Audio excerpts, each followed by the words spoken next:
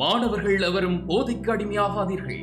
அடிமையானவர்கள் மீண்டதாக சரித்திரமில்லை. எனவே உங்களையும் சமூகத்தையும் பாதுகாத்துக் கொள்ளுங்கள். உங்கள் நலன் கருதி கல்வி டிவி.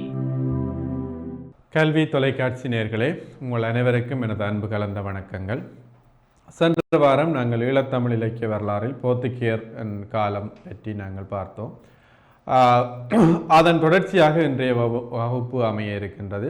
போர்த்துகேயர் காலம் எவ்வாறு உருவானது, போர்த்துகேயர்கள் எப்போது யாழ்ப்பாண ராஜ்யத்தை கைப்பற்றினார்கள், அந்த கைப்பற்றலின் பின்னர் நடந்த அரசியல் சூழல் மாற்றங்கள், அது தொடர்பான விடயங்கள், அந்த சூழல் மாற்றம் எவ்வாறு அந்த யாழ்ப்பாண ராஜ்யத்தையும் தமிழ் சூழலையும் இந்த இலக்கிய சூழலை பாதித்தது என்பதை தொடர்பாக நாம் பார்த்தோம்.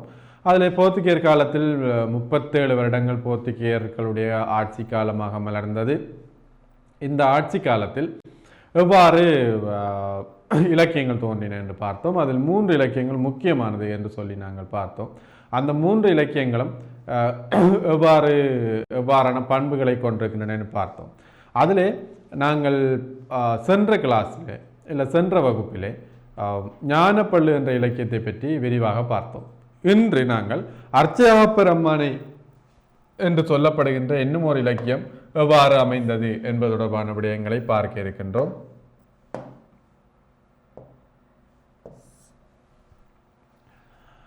ஈழத்தில் எழுந்த முதலாவது அம்மானை இலக்கியமாக இந்த அம்மானை இலக்கியம் அமைகின்றது. எங்களுக்கு ஏற்கனவே தென்னிந்திய இலக்கிய வரலாற்றில் அம்மானை இலக்கியங்கள் தோற்றம் பெற்றிருந்தாலும் ஈழத்திலே முதலாக எங்களுக்கு அர்ச்சயாகப்பர் அம்மானையே முதல் இலக்கியமாக தோற்றம் பெறுகிறது.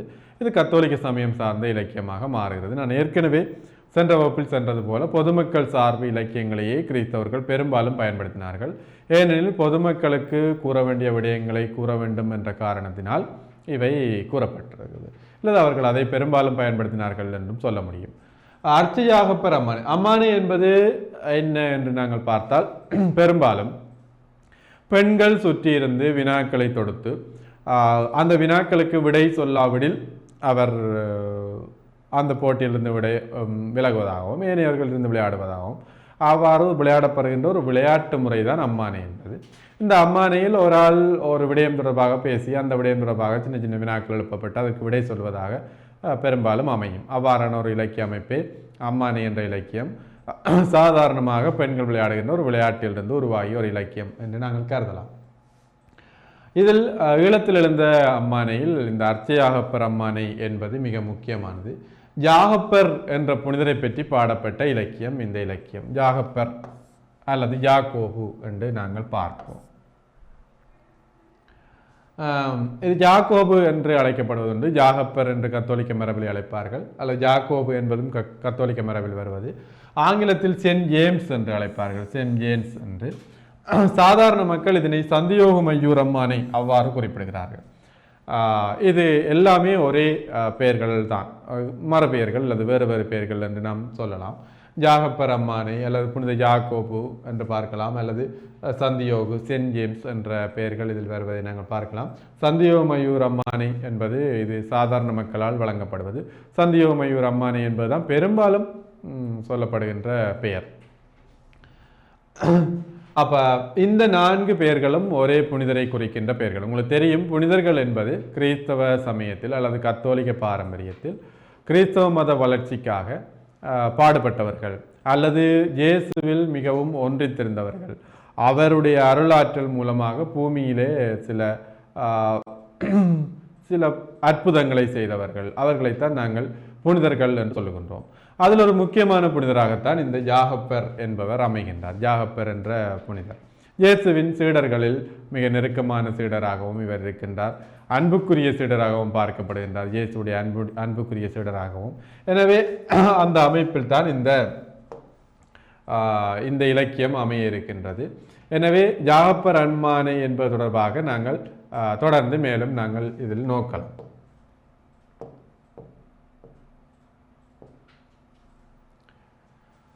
1647ஆம் ஆண்டில் இந்த நூல் படைக்கப்பட்டிருக்கிறது. 1621 கைப்பற்றியவர்கள் 1558 விடைபெறுகின்றார்கள். எனவே 1657ஆம் ஆண்டில் இந்த நூல் படைக்கப்படுகிறது. இந்த நூல் படைக்கப்பட்டு இயேசு சபைக்கு உருவான சுவர் கர்வா லூஜிஸ் என்பவருடைய வேண்டுகோளின் பெயரால் இது உருவாக்கப்பட்டது என குறிப்பிடும். உங்களுக்கு தெரியும், கத்தோலிக்க திருச்சபை தனக்குள் பல பிரிவுகளை வைத்திருக்கின்றது. அதில் ஒரு சபையாக இந்த இயேசு சபை குருக்கள் இருக்கிறார்கள். இவர்கள் பங்கு திருச்சபைகளை பராமரித்தல், இது தொடர்பான விடயங்களில் ஈடுபடுவார்கள். சமயம் பரப்புதல், இவ்வாறான விடயங்களில் இவர்கள் ஈடுபடுவார்கள். இவர்கள் ஒருவர் தான் இந்த சுவர் கர்வா லூஜிஸ் என்பவர். இவருடைய வேண்டுகோளுக்கு அமையத்தான் இது படைக்கப்பட்டது என கூறப்படுகின்றது. பச்சிலைப்பள்ளி பிரதேசம் கிளாலி பகுதியில் இருக்கிற இந்த ஜாகப்பர் என்னும் புனிதர் மீது, அல்லது அந்த கோயில் கொண்டுள்ள ஜாகப்பர் என்ற புனிதர் மீது இது படைக்கப்பட்டது. எங்களுக்கு தெரியும், பளை பிரதேசம் பச்சிலைப்பள்ளி பிரதேச சபைக்குள்ளே வருவது. பச்சிலைப்பள்ளி பிரதேச சபையில் இருக்கின்ற பளை என்ற பகுதியில், பளைக்கு பின்பகுதியில் அமைந்த பகுதியாக இந்த கிளாலி என்ற பகுதி அமைகிறது. இது தமிழருடைய அல்லது ஈழத்தமிழருடைய போராட்ட வாழ்வியலில் எல்லாம் மிகவும் பிரபலமான இடமாக இந்த இடம் விளங்குகின்றது. கிளாலி என்பது இந்த கிளாலி பகுதியிலே அமைந்த ஒரு ஆலயத்திலேயே ஒரு ஆலயத்தில் அமைந்த புனிதர் தான் இந்த ஜாகப்பர் என்பவர். இந்த ஜாகப்பர் மீது, இந்த ஆலயத்தின் மீது பாடப்பட்ட இலக்கியம்தான் இந்த அர்ச்ச ஜாகப்பர் அம்மானை என்ற இலக்கியம். அவ்வாறு பார்க்கின்ற போது பளையிலே இருக்கின்ற ஒரு கோயிலில் அல்லது பளையிலே கிளாலி பிரதேசத்தில் இருக்கின்ற ஒரு ஆலயத்தில் பாடப்பட்ட இலக்கியம். இன்று வரை இந்த இலக்கியம் பாடப்படுவதாகவும் அந்த ஆலயத்தில் இது பாடப்படுகின்ற இலக்கியமாகவும் இருப்பதாக கூறப்படுகின்றது. எனவே இந்த இலக்கியத்தை இவ்வாறு நாங்கள் பார்க்க முடியும். எனவே இந்த இலக்கியம் படைக்கப்பட்டதற்கான சூழல் இது என்று நான் சொல்லலாம். என்னென்றால், இவர்கள் சுவர் கர்வா லூஜிஸ் என்று சொல்லப்படுகின்ற ஒரு கத்தோலிக்க திருச்சபையைச் சேர்ந்த இயேசு சபை குருவின் வேண்டுகோளின் அடிப்படையில் பச்சிலைப்பள்ளி பிரதேசத்தில் கிளாலி என்ற இடத்தில் அமையப்பெற்ற ஆலயத்தில் எழுந்தருளி இருக்கின்ற ஜாகப்பர் என்ற புனிதர் மீது பாடப்பட்ட இலக்கியமாக இந்த இலக்கியம் அமைகின்றது. இந்த இலக்கியத்தை யார் பாடினார் என்று பார்க்கின்ற போது பேதுரு புலவர் என்று கூறப்படுகின்றது. பேதுரு என்பவரும் இயேசுவின் அன்பு சீடர்களில் ஒருவர் தான். இதை நான் நினைக்கிறேன், அந்த காலத்தில் இந்து மதத்திலிருந்து மாறியவர்களுக்கு பெரும்பாலும் பெயர்கள் மாற்றுகின்ற மரபு பழைய கால கிறிஸ்தவத்தில் இருந்தது. இந்து மத பெயர்களை நீக்கிவிட்டு புதிய கிறிஸ்தவ பெயர்களை சூட்டுகின்ற மரபு.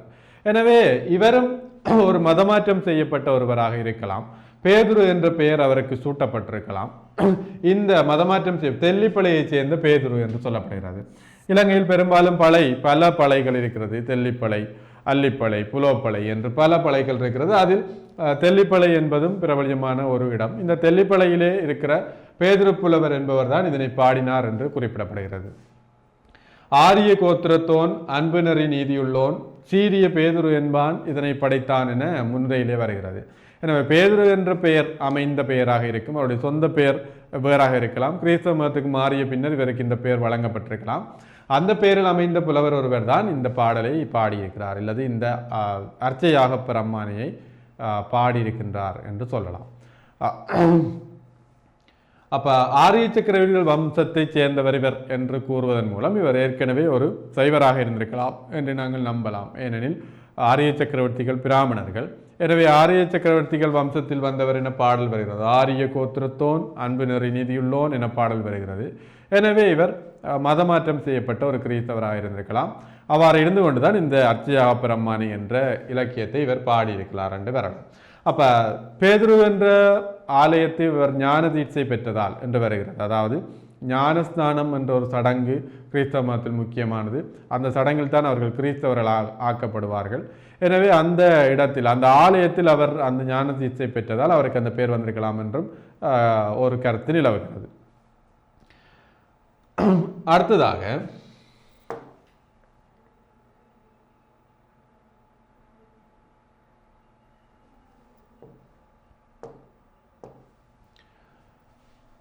இந்த இலக்கியம் ஒரு ஏற்கனவே நாங்கள் பார்த்தது போல ஞானப்பள்ளு போல ஒரு புதிய வகை இலக்கியமாக படைக்கப்பட்ட இலக்கியமாக தெரியவில்லை.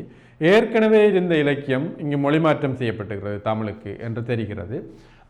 இது ஜாகப்பரை குழந்தையாக கருதி இந்த இலக்கியத்தை பாடியமை குறிப்பிடத்தக்கது என வருகிறது.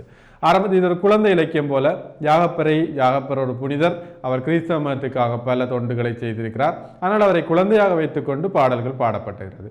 அவ்வாறு பாடப்பட்ட பாடல்கள் இங்கு பல இருக்கின்றது. அதில் ஒரு பாடலை இங்கே தரப்பட்டிருக்கிறது.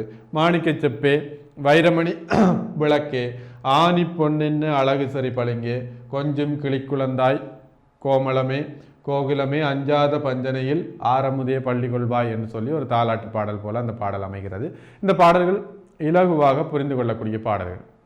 ஒரு சங்க இலக்கியம் போலவோ அல்லது பின்னால் எங்களுக்கு வருகின்ற இலக்கியங்கள் போலவோ செய்யுள் மரபில் அமைந்த இறுக்கமான பாடல்கள் அல்ல, சாதாரண மக்களால் புரிந்து கொள்ளக்கூடிய மாதிரியான பாடல்கள். அது கிறிஸ்தவத்துக்கு அது தேவையாகவும் இருந்தது. சாதாரண மக்களிடம் தன்னுடைய கருத்துக்களை கொண்டு போய் சேர்க்க வேண்டிய தேவை இருந்ததால் கிறிஸ்தவ சமயம் எப்போதும் பேச்சு மொழியையும் பேச்சு தமிழையும் தான் அதிகமாக தன்னுடைய இலக்கியத்தில் பயன்படுத்தி இருக்கிறது.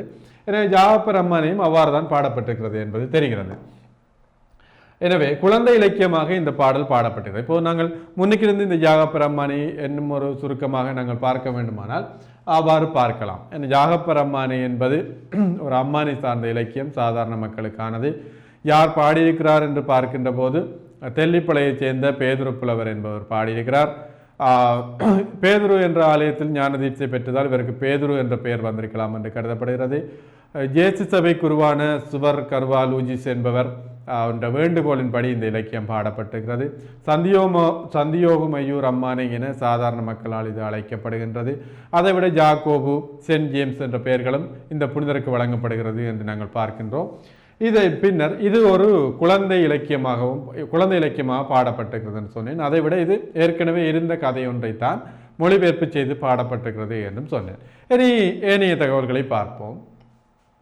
இந்த இலக்கியம் தேவாலய வரலாற்றை கூறுகிறது. அதாவது பழையில் நான் ஏற்கனவே சொல்லியிருந்தேன், பழையிலே கிளாலி என்ற பிரதேசத்தில் இருக்கின்ற கோயில் ஒன்றின் மீது பாடப்பட்ட இலக்கியம் தான் இந்த இலக்கியம். போர்த்துகீயர் காலத்தில் பாடப்பட்டிருக்கிறது. அப்போ அதிலே தேவாலய வரலாறு கூறப்படுகிறது. இந்த தேவாலயம் எவ்வாறு எழுந்தது, அதற்கான சூழல், அந்த வரலாறு கூறப்படுகிறது. அதே நேரம் ஜாகப்பரின் வரலாறும் கூறப்படுகிறது. ஜாகப்பர் என்ற புனிதர் பற்றிய வரலாறும் கூறப்படுகிறது. இப்படி பார்க்கின்ற போது இது ஒரு வரலாற்று காப்பியம் என்றும் குறிப்பிடலாம். ஒரு குழந்தை காப்பியம் என்று ஏற்கனவே சொன்னேன். அதே நேரம் இது ஒரு வரலாற்று காப்பியமாக அமைகின்றது. ஏனென்றால் தேவாலய வரலாறும் புனிதருடைய வரலாறும் கூறப்படுவதால் இது ஒரு வரலாற்று காப்பியமாகவும் அமைகின்றது. பாருங்கள், ஆராரோ தாராரோ அன்பனோ பள்ளிகொள்வாய், சீரார் சலோமே திருமகனே பள்ளிகொள்வாய் என்று வரும் பாடல்கள் முக்கியமானது. நான் ஏற்கனவே சொன்னது போல பேச்சு தமிழில் அமைந்த இலக்கியங்கள் தான் கத்தோலிக்க சமயம் சார்ந்த இலக்கியங்கள். எனவே இவை பேச்சு தமிழில் அமைந்து பாடப்படுவதை காணலாம். இதில் இன்னும் ஒரு முக்கியமான பண்பு என்னவென்றால், பொதுவாக இந்த தமிழ் சூழல் அல்லது யாழ்ப்பாண சூழலை பார்க்கின்ற போது வரலாற்று ஆசிரியர்கள் அல்லது சமயம் சார்ந்தவர்கள் குறிப்பிடுவது யாழ்ப்பாண கலாச்சாரம், கந்தபுராண கலாச்சாரம் என்று நாங்கள் சொல்லிக்கொள்வோம். கந்தபுராண கலாச்சாரத்தில் வந்தவர்கள். அப்போ புராண கலாச்சாரத்தில் வந்தவர்கள் இந்த இலக்கியத்தையும் இந்த அம்மானி இலக்கியத்தையும் புராணம் போல பாடுகின்ற மரபை நாங்கள் பார்க்கலாம். இங்கு பாருங்கள், இந்த வருடந்தோறும் கோயில்களிலே இந்த ஆலயத்திலே புராணம் போல ஒரு புராண வடிவத்துக்கு இது மாற்றப்பட்டு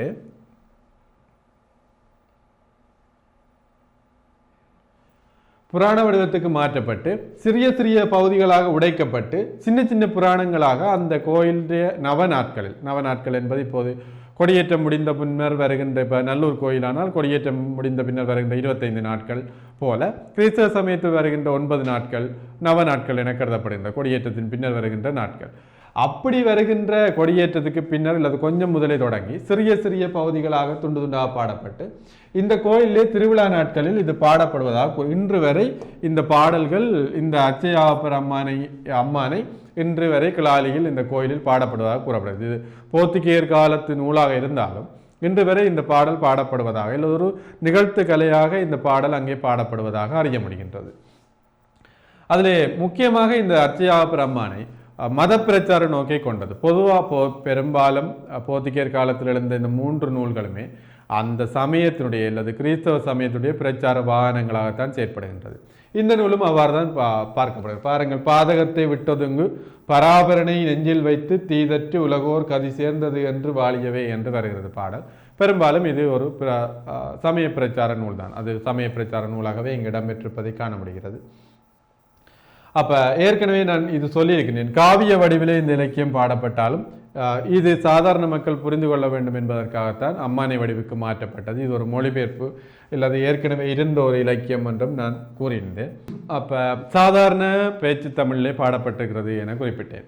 அதைவிட அம்மானையில் இந்த ஜாகப்பர் அம்மானையில் ஜாகப்பருடைய வரலாறு கூறப்படுவதோடு ஜாகப்பரை இந்த நூலின் தன்னிகர் இல்லாத தலைவனாகவும் பார்க்கப்படுகின்றார். நாங்கள் ஏற்கனவே பள்ளி இலக்கியம் பார்க்கின்ற போது இயேசுநாதரை பாட்டுடை தலைவராக கொண்டது என்று பார்க்கின்றோம். இங்கே அது ஜாகப்பர் தான் இங்கு தன்னிகர் இல்லா தலைவர், அதாவது பாட்டுடை தலைவராக மாறியிருக்கிறார் என்று பார்க்கலாம். ஏற்கனவே நாங்கள் அங்கு பார்த்தது போல போர்த்துகீய மன்னர்கள் புகழ் அங்கு பாடப்பட்டது போல இங்கும் போர்த்துகீய மன்னர்களுடைய புகழ் பாடப்பட்டிருக்கிறது. ரோமாபுரி, எருசலேம் ஆகிய தலங்கள் பாடப்படுகின்றது. அங்கும் நாங்கள் தலங்கள் பார்த்திருந்தோம். ஏனென்றால் நான் அதற்கு காரணம் கூறியிருந்தேன். போர்த்துகீயருடைய காலத்தில் இலங்கையில் பெரும்பாலான தலங்கள் இங்கே பிரபலியமாக இருக்கவில்லை. கிறிஸ்தவ சமய தலங்கள் பாடப்படுகின்ற போது அந்த மதங்கள் பாடப்படுவதுதான் இயல்பு. அதுதான் அந்தந்த தலங்கள் பாடப்படுகின்ற போது அந்தந்த மதங்கள் பாடப்படும். இங்கே அவர்களுக்கு பிரபலியமான ஆலயங்கள் இல்லாத காரணத்தினால் அவர்கள் எருசலேம், ரோமாபுரி போன்ற இடங்களில் இருந்த பிரபலியமான தலங்களை இங்கு பாடினார்கள். அவ்வாறான தலங்கள் இங்கு உருவாக வேண்டும் என்று எண்ணி பாடினார்கள். அவ்வாறான தலங்கள் எல்லாம் சொர்க்கங்களாக நினைத்து பாடினார்கள், அது பரலோகங்களாக நினைத்து பாடினார்கள். எனவே இங்கு அவ்வாறு பாடப்பட்டிருக்கிறது. போர்த்துகீய மன்னர் புகழும் பாடப்பட்டிருக்கிறது, அந்த கால தலங்களும் பாடப்பட்டிருக்கிறதை நாங்கள் பார்க்கக்கூடியதாக இருக்கிறது. தேவலோகம் திறந்து முன்காட்டும் ஜெருசலை திருநாடங்கள் நாடே என்ற பாடல் இதற்கு நல்ல உதாரணம். அவர்கள் கிட்டத்தட்ட தேவலோகமாக ஆலயங்களை பார்த்தார்கள், அந்த நாடுகளை பார்த்தார்கள்.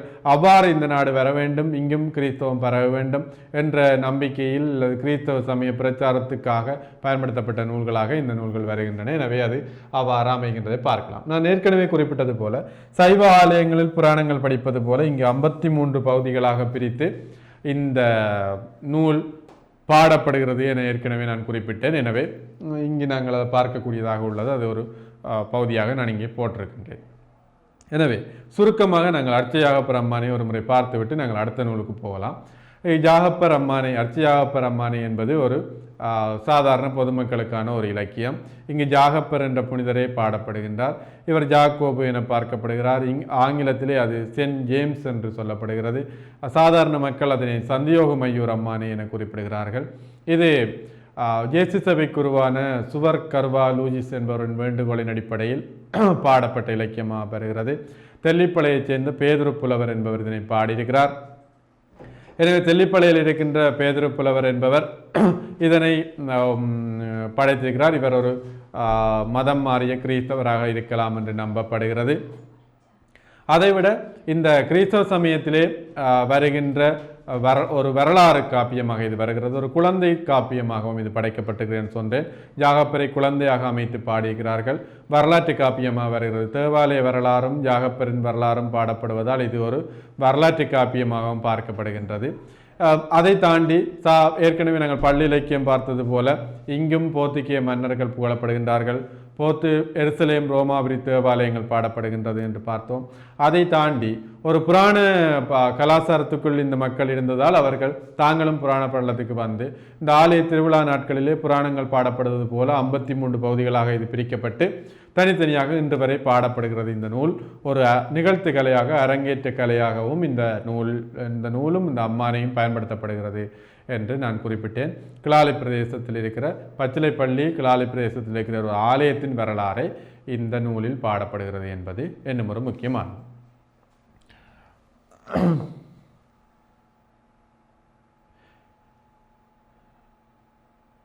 எனவே இதுவரை நாங்கள்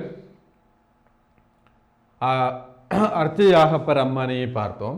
இனி ஞானானந்த புராணத்தை பார்க்க போகின்றோம்.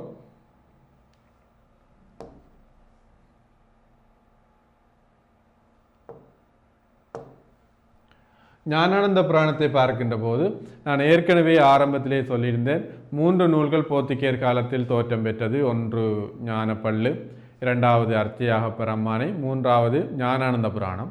2 நூல்கள் தான் கையில் கிடைத்தது. ஒரு நூல் எங்களுக்கு கையில் கிடைக்கவில்லை. இது கிடைக்காவில்லை, இந்த நூல் இருந்ததற்கான சான்றுகளும் ஆதாரங்களும் கிடைத்திருக்கின்றன. எனவே ஞானானந்த புராணம் அல்லது ஞான புராணம் என்பது ஒரு புராண வடிவில் அமைந்த நூலாக இருந்திருக்கலாம். வரலாற்றை கூறுவதாக இது அமைந்திருக்க வாய்ப்பு இருக்கு. ஏற்கனவே 2 நூல்களும் அவ்வாறு அமைந்திருப்பதால் இதுவும் அவ்வாறு அமைந்திருக்க வாய்ப்பு இருக்கிறது. இது மதத்தை, கத்தோலிக்க மதத்தை பிரச்சாரம் செய்வதற்காக எழுந்த இன்னும் ஒரு நூலாகவே இந்த ஞான புராணம் அல்லது ஞானானந்த புராணம் பார்க்கப்படுகிறது. புராணம் என்ற இலக்கிய வடிவத்தில் வந்து ஜேசுநாதரின் வரலாறு இவர்களால் கூறப்படுகிறது என்று சொல்லலாம்.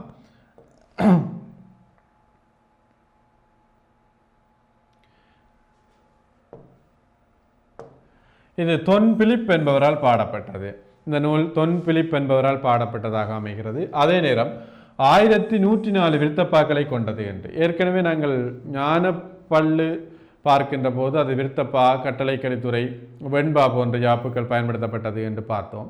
இங்கே இது விருத்தப்பா பயன்படுத்தப்பட்டது. 1104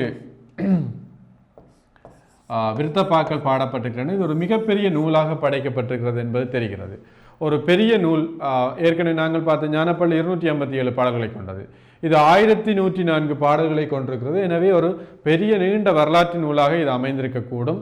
ஆனால் ஏதோ ஒரு காரணத்தினால் இந்த நூல் இன்றைக்கு எங்களுக்கு கிடைக்கவில்லை. ஆனால் இந்த நூல் எழுதினவர் இது எதை பற்றி எழுதியிருக்கிறார், எத்தனை நூல், இதில் எத்தனை பாடல்கள், எத்தனை செய்யுள்கள் இருந்தன என்ப தகவல்கள் தெளிவாக தரப்படுகிறது, தெளிவாக தந்திருக்கப்படுகிறது. எனவே இப்படி பார்க்கின்ற போது இந்த போர்த்துகீயர் காலம் எங்களுக்கு ஒரு முக்கியமான காலமாக அமைகின்றது. எனவே போர்த்துகீயர் காலம் தொடர்பாக நாங்கள் இதுவரைக்கும் நோக்கியிருக்கின்றோம். போர்த்துகீயர் காலம் என்றது 1621 1658 வரையான 37 ஆண்டு காலப்பகுதி. இந்த காலப்பகுதியில் கிறிஸ்தவ சமயம் யாழ்ப்பாண ராஜ்யத்தை கைப்பற்றிக் கொள்கின்றது, அல்லது போர்த்துகீயர்கள் யாழ்ப்பாண ராஜ்யத்தை கைப்பற்றிக் கொள்கின்றார்கள். இந்த கைப்பற்றலுக்கு பின்னர் இந்து சமயம் சார்ந்த வழிபாட்டு முறைகள், ஆலயங்கள் இடிக்கப்படுகின்றன, வழிபாட்டு முறைகள் தடை செய்யப்படுகின்றன, சடங்குகள் நிறுத்தப்படுகின்றன. எனவே இந்த சூழல் பெரும்பாலும் எங்களுக்கு நூல்கள் தோற்றம் பெறவில்லை என்று பார்க்கிறோம். ஆனால் 3 நூல்கள் தோற்றம் பெற்றிருக்கின்றன. இந்த 3 நூல்களும் கிறிஸ்தவ சமயம் சார்ந்த நூல்களாக இருக்கின்றன. ஞானப்பள்ளு, அர்ச்சயாபரம்மானை, ஞானானந்த புராணம் என்ற 3 நூல்கள் தோன்றியிருக்கின்றன. இதில் ஞானப்பள்ளு ஒரு முக்கியமான நூலாக கருதப்படுகிறது. இதுவரைக்கும் எழுந்த பள்ளி இலக்கியங்களிலிருந்து மாறுபட்டு புதிய போக்கிலும் புதிய நோக்கிலும் புதிய பொருள் மரபிலும் பாடப்பட்ட இலக்கியம் என்று நான் குறிப்பிட்டிருந்தேன். இரண்டாவதாக அர்ச்சயாபரம்மானை பார்த்தோம். இது அம்மானை வடிவில் வரலாற்றை கூறுகின்ற காப்பியமாக இருக்கிறது. இது ஒரு முழுமையான தமிழ் காப்பியம் என்று இல்லாவிட்டாலும் ஏற்கனவே இருந்த யாகப்பருடைய வரலாறை இது தமிழுக்கு மாற்றி பாடியிருக்கிறது என்பது தெரிய வருகிறது. எனவே பல விடயங்கள் இதிலே பேசப்படுகிறது என பார்த்தோம். 3வது நூலாக ஞானப்புராணம் பார்க்கின்றோம். இந்த ஞானப்புராணம் அல்லது ஞானானந்த புராணம் என்பது எங்களுக்கு நூல் கையிலே கிடைக்கவில்லை. இருந்தாலும் தொன் பிலிப் என்பவரால் பாடப்பட்டிருக்கிறது. 1104 விருத்தப்பாக்களை கொண்டிருக்கிறது. இது ஒரு பெரிய நூலாக இருந்திருக்கிறது. ஆனால் அது கையில் கிடைக்கவில்லை என்றது வரைக்கும் நாங்கள் இதுவரைக்கும் பார்த்தோம். இனி நாங்கள் பொதுவாக நூல்களை பார்த்த பின்னர் நாங்கள் கேள்விகளுக்கு செல்வதுதான் வழமை. பொதுவாக எவ்வாறான கேள்விகள் வரும், எவ்வாறான கேள்விகளை பார்க்க வேண்டும் என்பதில் தான் நாங்கள் கவனம் செலுத்த வேண்டும். போர்த்துகீயர் கால இலக்கிய பண்புகள் என நான் 1வது கேள்வியை அமைத்திருக்கிறேன். பெரும்பாலும் வருகின்ற கேள்வி, பெரும்பாலும் மாணவர்களே, இந்த போர்த்துகீயர் காலம் என்பது போர்த்துகீயர் ஒல்லாந்தர் காலம் என இணைத்துத்தான் கேள்விகள் பெரும்பாலும் கேட்கப்படும். போர்த்துகீயர் காலம் என தனியாக, ஒல்லாந்தர் காலம் என தனியாக கேள்விகள் கேட்கப்பட்டது மிக குறைவு. கேட்கப்பட்டிருக்கிறது அவ்வாறு போர்த்துகீயர் காலம் என்று தனியாக கேட்கப்பட்டிருக்கிறது, ஒல்லாந்தர் காலம் எனவும் தனியாக கேட்கப்பட்டது. ஒப்பிடுகின்ற போது 90% கேள்விகள் போர்த்துகீயர் ஒல்லாந்தர் காலம் என இணைத்து கேட்கப்படுவதுதான் மரபு. நான் உங்களுக்கு இலகுவாக இருப்பதற்காக போர்த்துகீயர் காலம், ஒல்லாந்தர் காலம் என பிரித்தே இதனை விளங்கப்படுத்துகிறேன். ஆனால் பெரும்பாலும் நீங்கள் கேள்விகளை பார்க்கின்ற போது ஒரே கேள்வியாக பார்ப்பது உங்களுக்கு இலகுவானது. தனியாக கேட்கப்பட்டால் தனியாகவும் கொடுக்க வேண்டும், அதற்கும் நீங்கள் தயாராக இருக்க வேண்டும். இப்போது போர்த்துகீயர் கால இலக்கிய பண்புகள் என நாங்கள் பார்ப்போம். பொதுவாக இலக்கிய பண்புகள் என்ற கேள்வி வருகின்ற போது நாங்கள் அதை பொருள் மரபு, செய்யுள் மரபு, ஜாப்பு மரபு, அணிமரபு, மொழி மரபு, ஏனைய உத்திகள் என்ற அடிப்படையில் தான் நாங்கள் அதனை நோக்குவோம். எனவே போர்த்துகீயர் கால இலக்கியங்களையும் நாங்கள் பார்க்கின்ற போது அதே அமைப்பில் தான் பார்க்க வேண்டியிருக்கிறது. எனவே முதலில் நாங்கள் பொருள் மரபை பார்ப்போம். அப்போ போர்த்துகீயர் காலத்தை பொதுவாக பார்க்கின்ற போது இது ஒரு மிக குறைந்த ஆண்டுகளை கொண்ட காலப்பகுதி, 37 ஆண்டுகளை கொண்ட காலப்பகுதி. மிக குறைந்த காலத்தில் குறைந்த இலக்கியங்களை கொண்ட காலப்பகுதி. 3 இலக்கியங்கள் மட்டுமே இந்த காலத்தில் தோன்றியிருக்கின்றன. எனவே இந்த காலத்தில் இந்த இலக்கியங்கள் எவ்வாறான பண்பை கொண்டிருக்கின்றன என்றால் இயல்பாக நாங்கள் இதுவரைக்கும் பார்த்ததை வைத்துக்கொண்டு கூறுகின்ற போது எதையுமே யோசிக்காமல் நாங்கள் முதலாவது சொல்லலாம், இது இந்த இலக்கியங்கள் எல்லாமே சமய பண்புகள் சார்ந்தவை என்று சொல்லலாம். எனவே அதையே நான் முதலாவது தந்திருக்கின்றேன். இது ஒரு சமய பண்பு சார்ந்த இலக்கியங்கள், கத்தோலிக்க சமயத்துடைய பிரச்சார வாகனங்களாகவே அல்லது பிரச்சார நூல்களாகவே இந்த நூல்கள் தோற்றம் பெற்றிருக்கின்றன.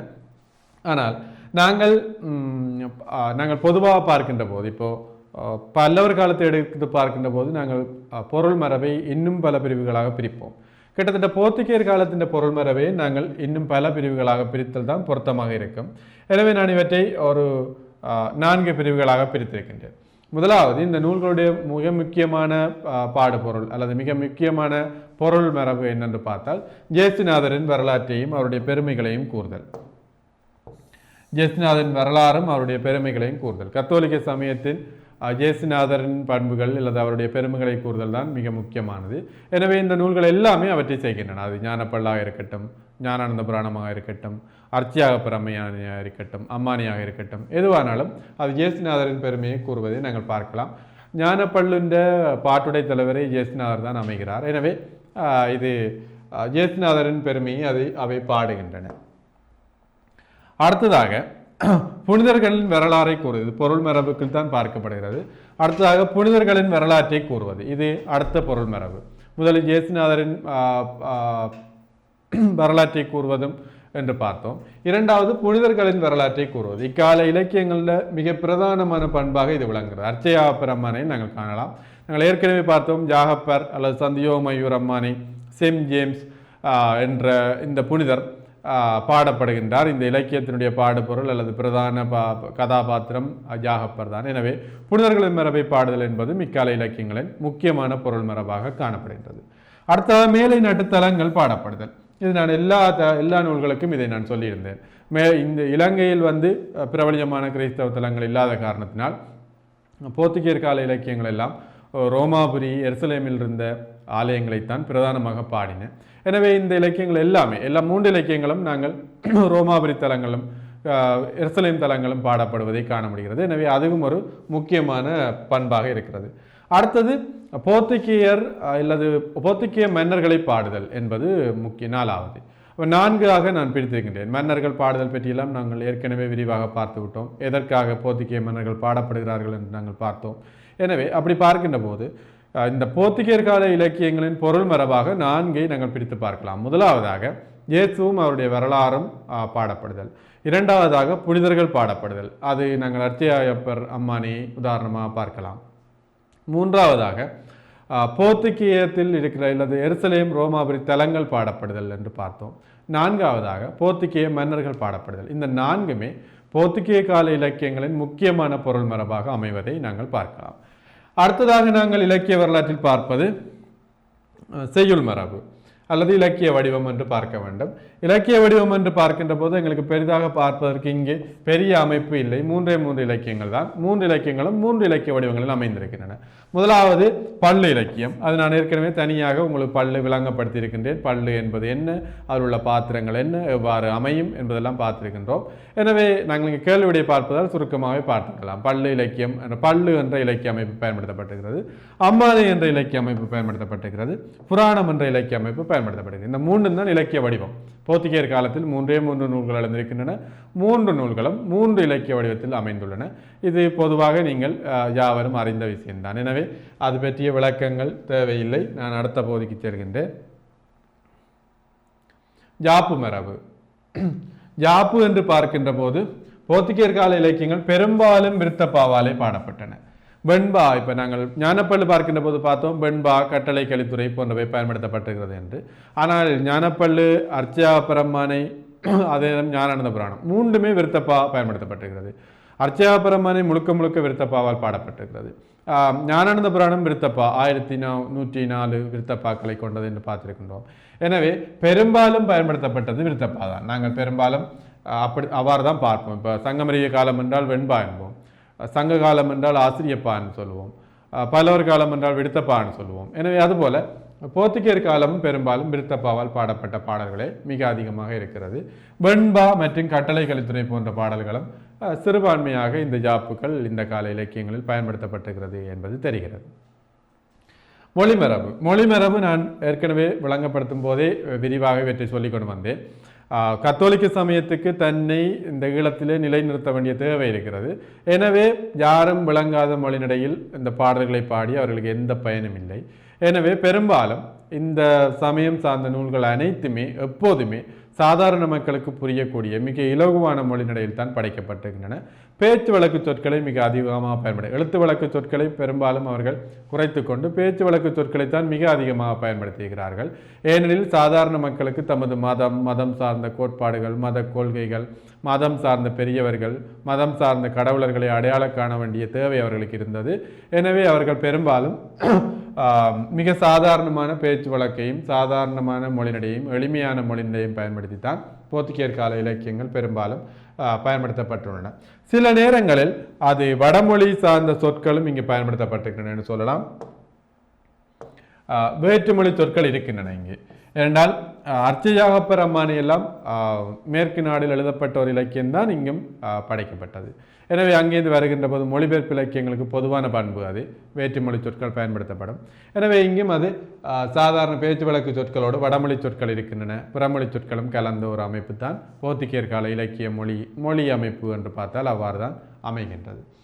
ஏனைய பண்புகள் என்று பார்க்கின்ற போது இந்த காலத்துக்கே உரித்தான பண்புகள் என்று நான் ஏற்கனவே சொன்னது போல முற்றுருவ பல்லு என்று சொல்லி எங்களுக்கு ஞான பல்லு அமைகின்றது. முழுவதும் மாற்றி அமைக்கப்பட்ட பல்லு, பாத்திரங்களில் இருந்து பண்புகளில் இருந்து அது கூற வருகின்ற விடயங்களில் இருந்து சுவை வரைக்கும் சிருங்கார சுவை கூட தூக்கி போடப்பட்டு வேறு சுவைகள் போடப்பட்டுள்ளன. எனவே ஒரு முற்றுருவ பல்லாக ஒரு ஞானப்பல்லு வந்திருக்கிறதை பார்க்கலாம். அதைவிட பிரச்சார போக்கில் அமைந்த நூல்களாக இவையெல்லாம் அமைந்திருக்கிறதை பார்க்கலாம். எனவே இவையெல்லாம் கத்தோலிக்க சமயம் சார்ந்த ஒரு அமைப்பாக அமைந்திருக்கிறதை காணலாம். எனவே போர்த்துகேயர் கால இலக்கிய பண்புகள் என்று பார்க்கின்ற போது இந்த பொருள் மரபு, செய்யுள் மரபு, ஜாப்பு மரபு, அணிமரபு, மொழி மரபு என்று சொல்லி இந்த மரபுகளையும் ஏனையமாக இருக்கிற இந்த சிறப்பான பண்புகளையும் பார்க்க முடிகிறது. எனவே போர்த்துகேயர் காலம் இதுவரைக்கும் ஒரு முழுமையானதை நாங்கள் பார்த்திருக்கலாம். இது இன்னும் ஒரு பாடத்தோடு உங்களை சந்திக்கும் வரை விடைபெற்று செல்கின்றேன். நன்றி, வணக்கம். கல்வி டிவியில் புத்தம்புது நிகழ்ச்சிகளை உடனுக்குடன் பார்த்து மகிழ எமது ஃபேஸ்புக் மற்றும் யூடியூப் பக்கத்தை லைக் செய்யுங்கள்.